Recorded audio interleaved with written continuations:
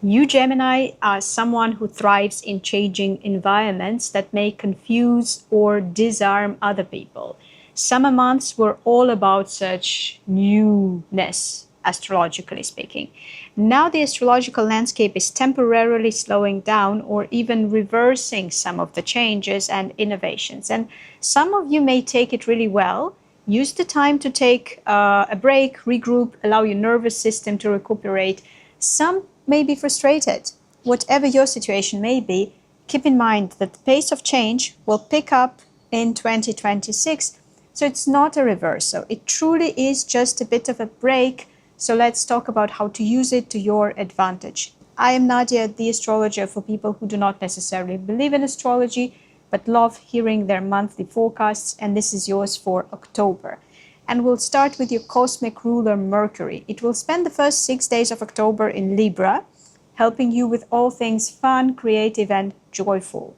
Your sense of humor will shine, flirting will be easy, as well as spending money on things that bring you joy. If you're selling something that you worked creatively and with pleasure on, it may also help you get nice money for it. On the 6th, this Mercury will move into Scorpio, and I will talk about it more at the end of the forecast.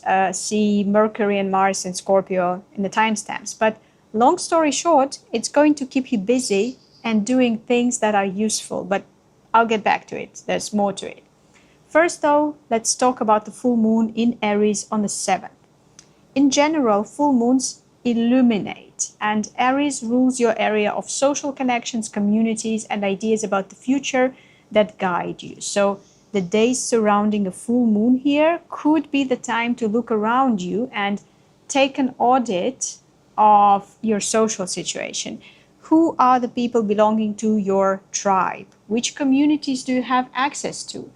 How are the, let's say, 500 people you know personally but who are not your close friends influencing you? Sometimes you do not need to try to think about it. It's the circumstances that are directing your attention this way. For example, there may be some group event that you are working on, or you may need to make an announcement and see how the community reacts to it. Or it may be connected to this idea of future. Do you even have one? Is it more about what you are hoping and wishing for, or more about what you're scared of? So a positive idea of future or a negative one.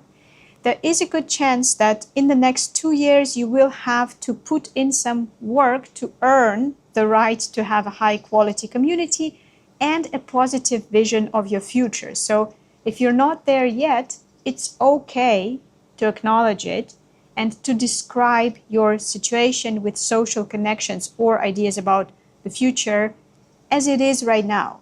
This is your baseline, your day one, to which you will be able to compare it after 2 years. Now let's talk about Venus.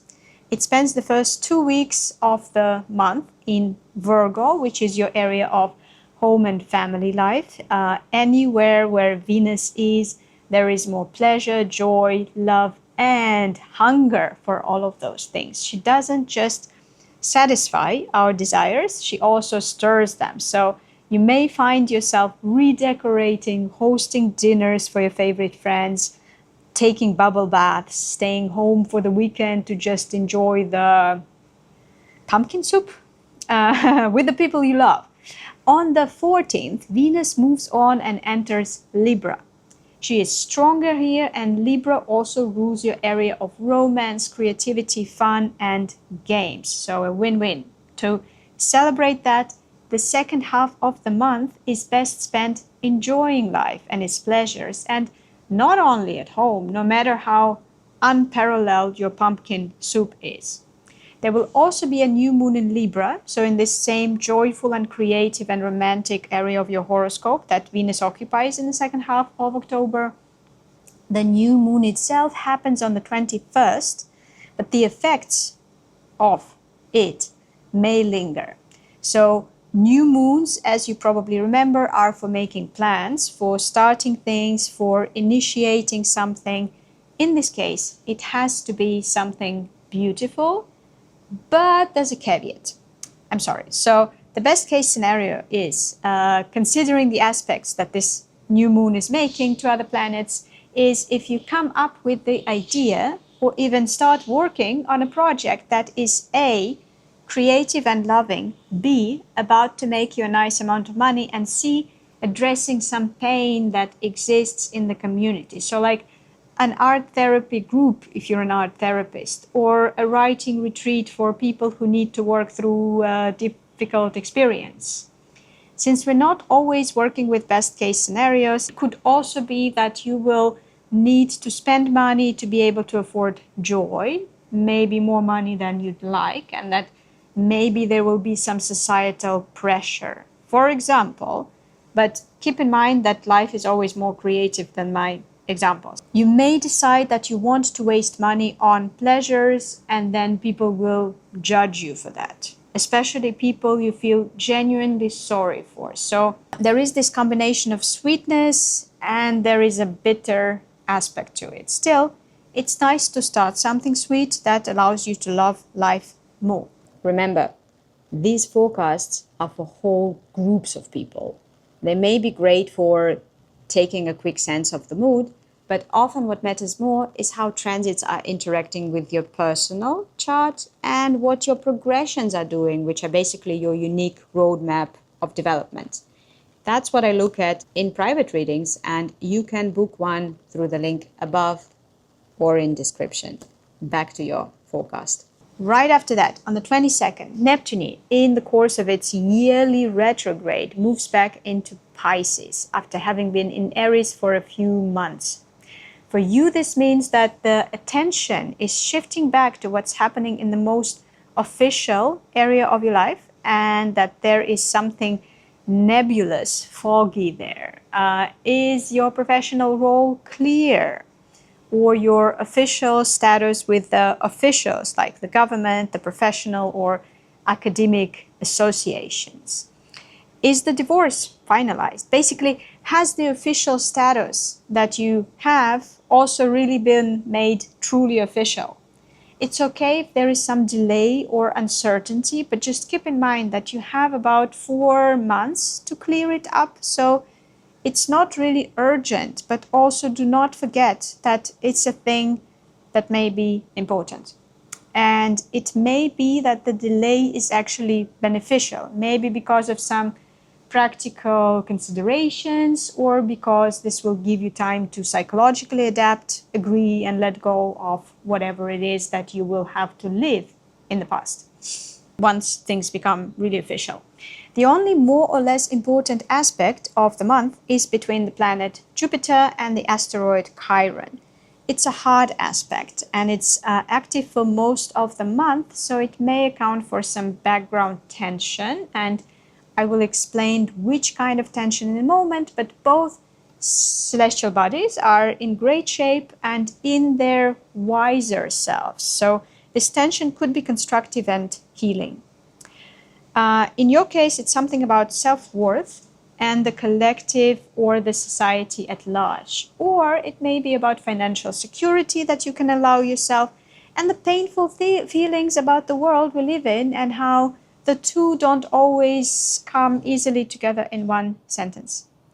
There may be a conflict between wisdom and compassion, or opportunism and responsibility. Your task here is to use this smart head of yours and to try to find a creative solution for this conflict. And then maybe tell me what that was, if you don't mind divulging your insights.